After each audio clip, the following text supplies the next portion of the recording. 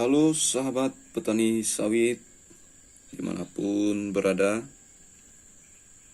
saya ucapkan terima kasih banyak ya yang sudah setia mengikuti channel Sawit Beat. Nah, yang baru bergabung juga saya ucapkan terima kasih banyak. Jangan lupa untuk subscribe dan mengikuti channel kami yang membahas tentang seputaran membudidayakan bibit sawit. Nah, sobat petani sawit, pada video kali ini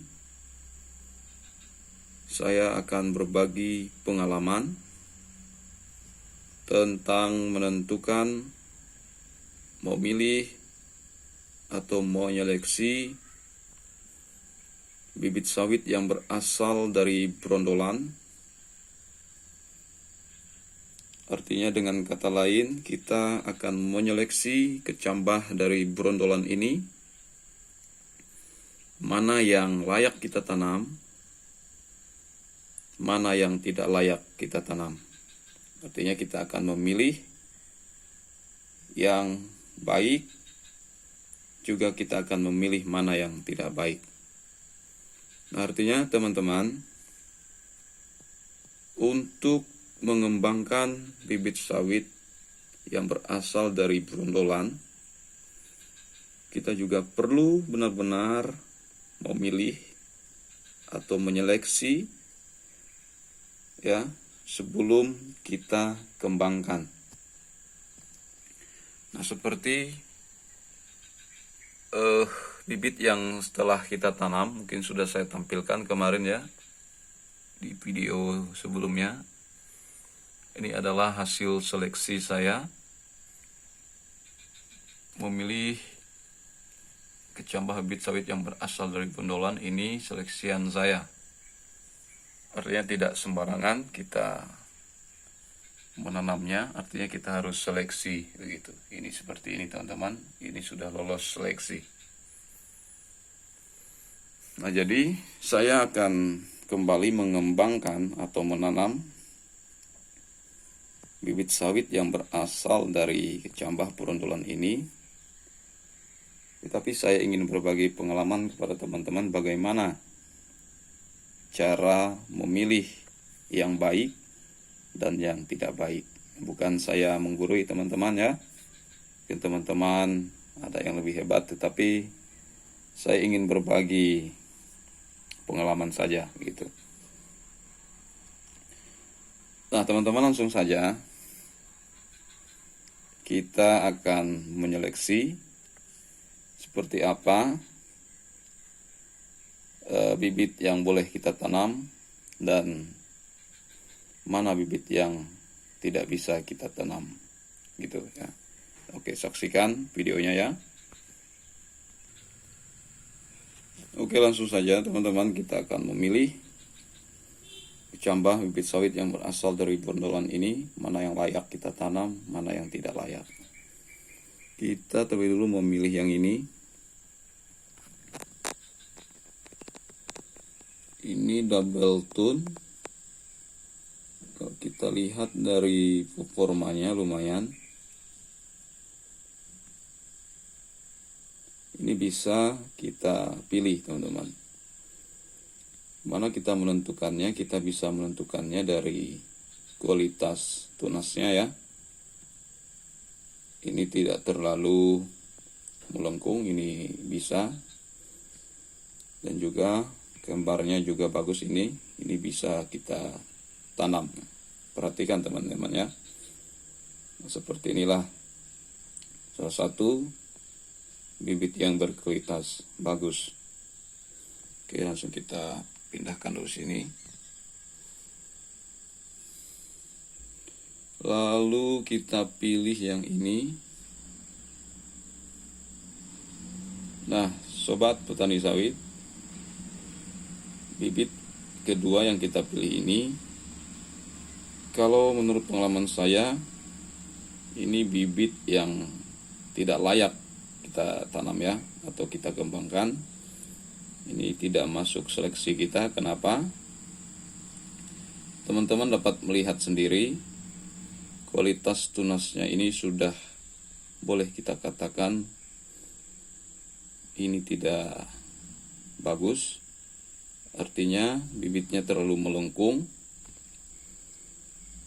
Dan ini juga kalau kita kembangkan ya akan menghasilkan bibit yang tidak baik begitu teman-teman. Dan bahkan ia akan lambat dalam masa pertumbuhannya karena ia terganggu dari lengkungannya ini. Ya, teman-teman dapat melihat sendiri. Nah, jadi teman-teman kalau teman-teman ingin memilih bibit itu jangan yang seperti ini ya.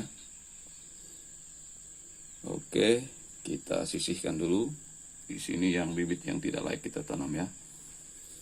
Nah, yang kedua teman-teman, yang selanjutnya kita memilih ini. Nah, ini bisa dikatakan masuk seleksi kita teman-teman. Ini sudah dapat kita lihat kualitasnya. Ini baik gitu, dari tunasnya ini pun kita sudah dapat melihat cepat sekali pertumbuhannya. Dan ia juga memiliki kualitas tunas yang baik. Perhatikan teman-teman ya, kalau teman-teman ingin memilih kecambat dari gondolan bisa memilih seperti ini begitu. Ini akan bertumbuh, pertumbuhannya akan baik ini. Ini lolos seleksi kita. Selanjutnya teman-teman ini nah teman-teman,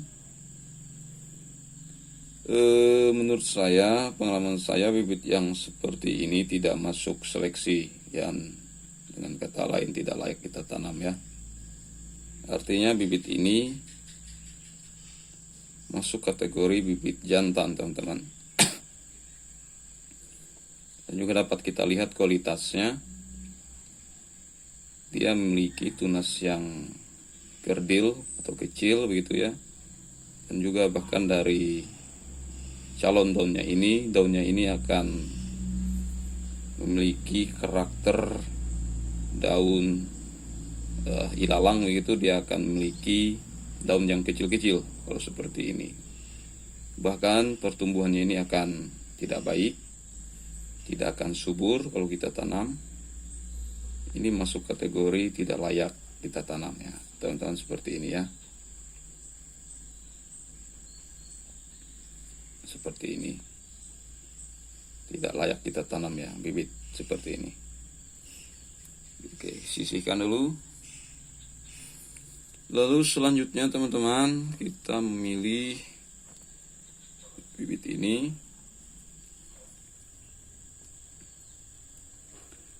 Nah, kalau menurut saya ini bagus. Sudah dapat kita lihat kualitasnya. Pun yang memiliki lengkungan tapi tidak menjadi masalah ini. Dan kita dapat melihat inilah performanya. Artinya bibit ini layak kita tanam. Ini layak kita kembangkan teman-teman. Ini akan bertumbuh subur nantinya ya. Nah, seperti ini teman-teman. Ini layak kita tanam. Kita sisihkan. Selanjutnya teman-teman, nah kita memilih bibit yang ini.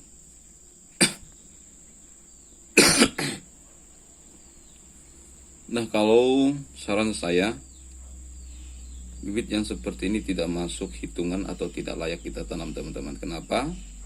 Teman-teman dapat melihatnya sendiri. Ini bibit masuk kategori,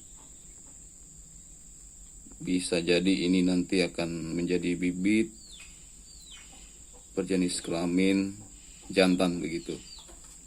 Dan juga dari segi kualitas tunasnya tidak baik. Nah, seperti ini teman, bahkan lengkungannya pun sangat sangat terlihat. Dan juga ini bisa menjadi bibit yang tidak normal nantinya. Ini tidak layak kita tanam ya. Perhatikan teman-teman.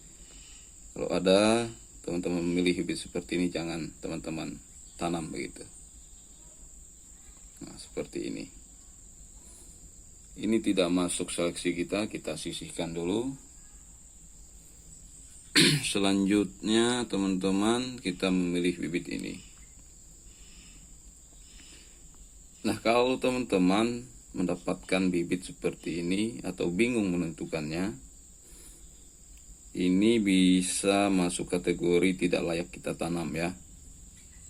Kalau kita lihat dari tunas ini, kita lihat dari tunas awalnya, ini pertumbuhannya tidak normal ini teman-teman ya.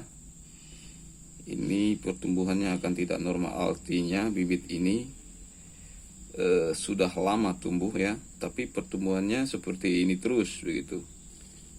Ini masuk kategori bibit yang tidak normal ini. Bahkan di sini dia sudah mengeluarkan daun. Sebenarnya ini belum waktunya, tetapi bibit ini sudah lama tumbuh sebenarnya, tapi dia mengalami ketidaknormalan dalam pertumbuhannya. Menurut saya ini tidak layak kita tanam ya. Seperti ini teman-teman. Ini masuk kategori bibit yang tidak layak kita tanam. Lalu selanjutnya teman-teman, bibit ini. Nah, ini sudah masuk kategori tidak layak kita tanam ya. Kalau teman-teman memiliki cambah seperti ini atau bingung milihnya, kalau ada bibit seperti ini jangan kita tanam. Ini tidak layak. Ini ada 3 kembar atau tritun teman-teman ya. Dan bahkan pertumbuhannya tidak normal. Dia bertumbuh di bagian bijinya begitu. Sebenarnya dia sebenarnya seperti bibit yang normal itu pertumbuhannya seperti ini. Nah, dia seimbang dengan bijinya dan menjauhi bijinya. Kalau seperti ini tadi,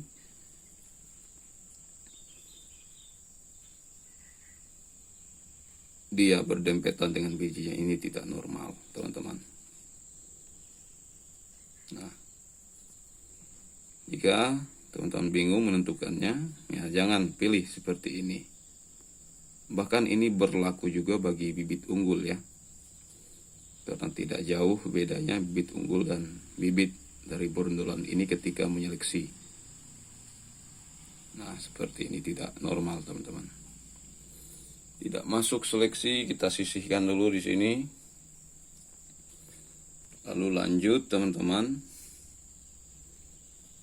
Nah, bibit yang ini. Nah, ini jelas. Ini bibit masuk hitungan atau seleksi kita.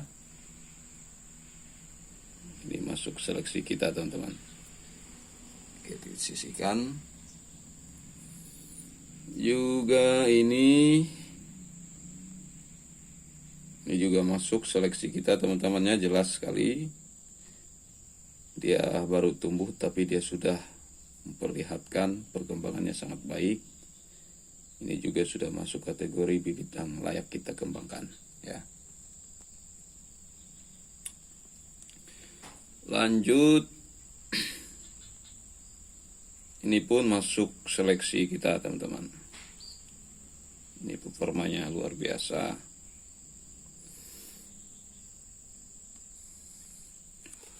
Oke, untuk mempersingkat waktu teman-teman, saya akan secara global memilihnya.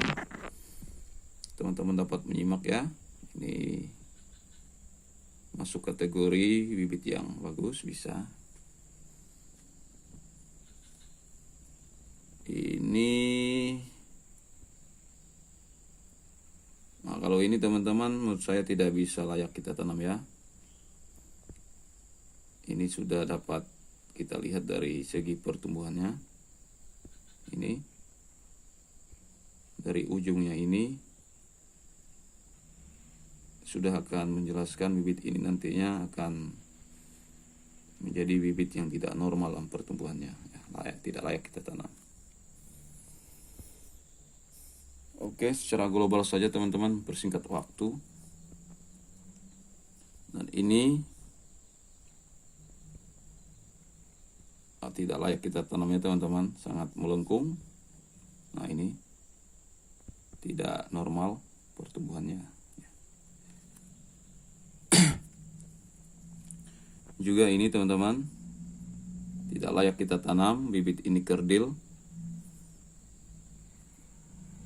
Dan juga ini tidak normal gitu, bibit masuk kategori tidak normal, tidak layak kita tanam ya. Lanjut teman-teman, bibit ini juga masuk kategori yang tidak layak kita tanam ya, karena dia sudah menunjukkan ini masuk kategori bibit akan menghasilkan pertumbuhan yang tidak baik. Ya tumbuh sih dia teman-teman, tapi ya pertumbuhannya tidak begitu baik gitu ya. Oke, selanjutnya, nah bibit seperti ini juga teman-teman, nah tadi ini juga menurut saya tidak normal. Jika teman-teman milih seperti ini jangan tanam, ini akan menghasilkan bibit yang jantan atau bibit yang tidak normal nantinya. Langsung teman-teman, nah seperti ini juga jangan teman-teman tanam ya. Seperti ini tidak layak ini. Lanjut teman-teman, mempersingkat waktu. Ini juga masuk kategori yang tidak layak ditanam.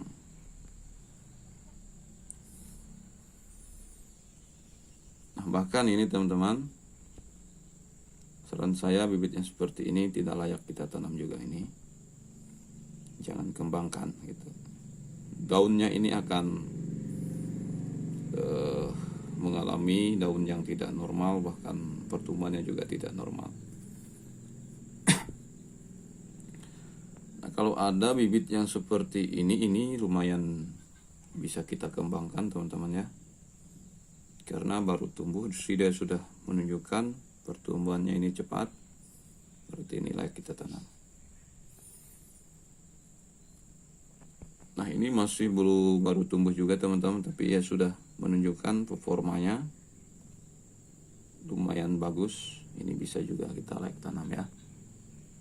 Lanjut teman-teman, nah saran saya bibit yang seperti ini jangan kita tanam. Dari kualitas tunasnya juga sudah kita lihat, ini tidak layak kita tanam. Lalu teman-teman, nah apalagi ini tidak layak kita tanam ya teman-teman. Ini tidak layak kita tanam. Lanjut. Nah ini bisalah kita tanam. Ini lumayan menunjukkan performanya lah. Tapi ini masih 50-50 sih teman-teman ya. Tapi bolehlah kita kembangkan itu. Misalnya nanti tidak bagus, kita bisa upkir gitu. Nah ini tentu ini akan menghasilkan bibit yang bagus teman-teman. Lanjut teman-teman,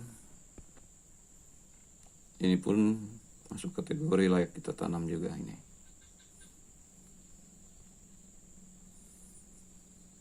Nah ini teman-teman sudah jelas sekali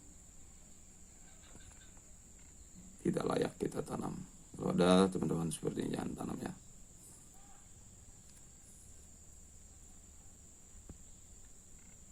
Ini bisalah kita masuk kategori layak kita tanam.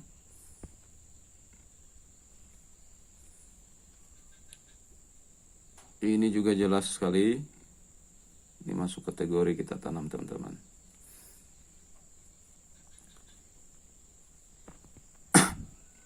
Nah teman-teman, ini juga sudah bisa kita katakan ya, ya masih 50-50 sih teman-teman. Tapi dari karakter daunnya ini bisa menjadi patokan kita. Ini bisa layaklah kita tanam itu.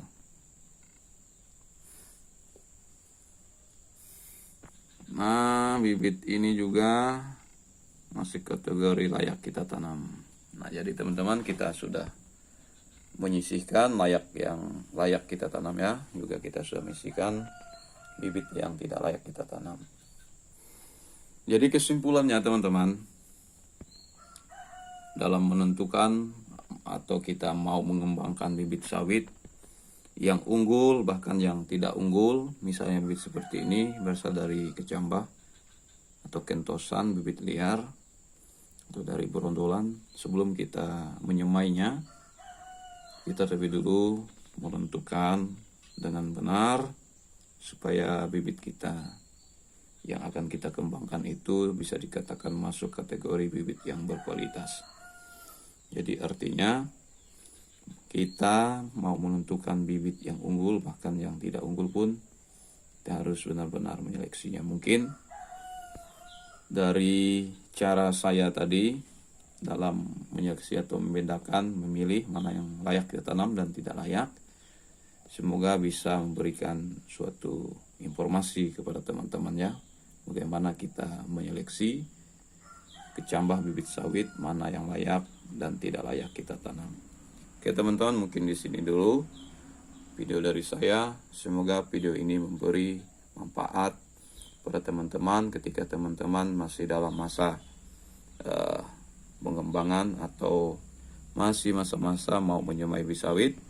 Kiranya dengan cara ini, menyeleksi seperti ini, boleh memberikan manfaat kepada teman-teman. Oke teman-teman, sini dulu informasi dari saya. Salam petani sawit, jangan lupa subscribe.